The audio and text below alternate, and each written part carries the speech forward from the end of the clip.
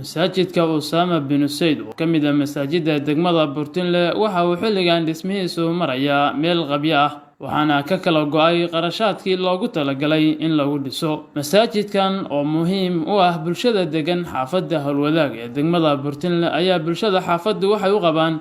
baahi weyn si ay u helaan goob ay ku cibaadaystaan maadaama ay ka fog yihiin masaajidda kale ee magaaladu haddama culimada gacanta ku haya masaajidka waxa ay dadka muxsiniinta ee khayrka jecel u direen fariin waxa ayna ka codsadeen in laga soo qayb qaato dhismaha masaajidka oo haatan maraya meel qabyo ah ikhwaani waxaan joognaa maanta masaajidka Usaama bin Said ee degmada Burtinle gobolka Nugaal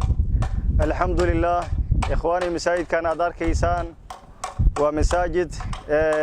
qabyo ah waqtigani halkan waxa soo gaarsiiyay gawar muxsinada Allah subhanahu wa ta'ala ha barakeeye waqtigani halkan ayuu ku istaagay si aad arkaysaan muuqaalkan hortiina ka muuqda Allah idin cizeeye gawar muxsinid ahba waalidkeed ula baxday marka koowaad dhulkani Allah idin cizeeye hadana halkan ayuu maxaan ku oraaday ku hakaday dadka muslimiinta waxaan ka codsanaynaa markan inay na soo caawiyaan masaajidkan waa baytullah inay naga soo caawiyaan inta yar hartay aad arkaysaan meelihii ugu xasaasina ayaa dhimin Allah idin barkay waxaan codsanaynaa marka bulshada muslimiinta ah muxsiniinta dunida daafaheeda jooga waxaan ka codsanaynaa inay nagala tacaawiyaan inaan ka codsanaynaa insha Allah ta'ala waa sadaqa jaari ah qofkii waalidkiisa ula baxayo insha Allah ta'ala kii maxaan ku oraday naftiisa u baxsanay ayaan u sheegaynaa insha Allah ta'ala inuu ka qayb qaadano adduunka intaan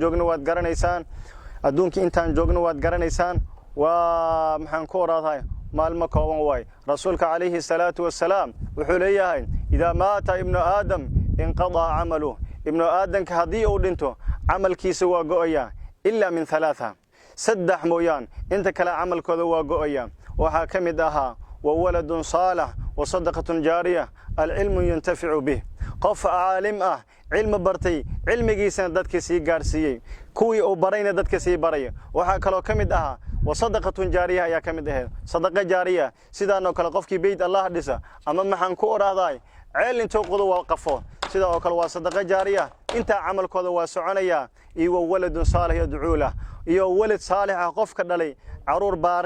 بارية له قف كدلي markii uu dhinteen caruurtiisa way u duceynayaan sadaqa ay u bixinayaan Allah idin cizeey marka muuminiinta waxaan ka codsanaynaa muxsiniinta dunida daafaha joog inay naga caawiyaan masaajidkan inta soo hartay waad arkaysaan maxaan ku raay aad iyo aad baahi loo qaway xaafad weyn oo isku rarna ayuu ku yaalaa maxaan ku oraaday Allah idin cizeey waxaan leenahay in nagala soo caawiy insha Allah waxaad nagala soo xiriireysaan telefoonada ama maxaan ku oraaday akoonka masaajidka Usaama bin Said ayaa la yiraahdaa insha Allah ta'ala akoonkiisa waa 33 64 eberhal akoonkiisa waa 33 64 eberhal sahalkan waa lambar waa 6 marka waxa la rabaa barakallahu fiikum inaan ka qayb qaadano oo guriga Ilaahay subhanahu wa ta'ala aan dhisno meeshaan meel ka fiican oo wax lagu bixiyo oo maal lagu bixiyo ma jidho marka Ilaahay subhanahu wa ta'ala miisaanka xasanaadka Allah inuu ku daro walaalaha muxsiniinta waxaan ka codsanaynaa guriga Ilaahay oo inta maraya u jeedaan indhihiina macaan inay yihiin oo wax yar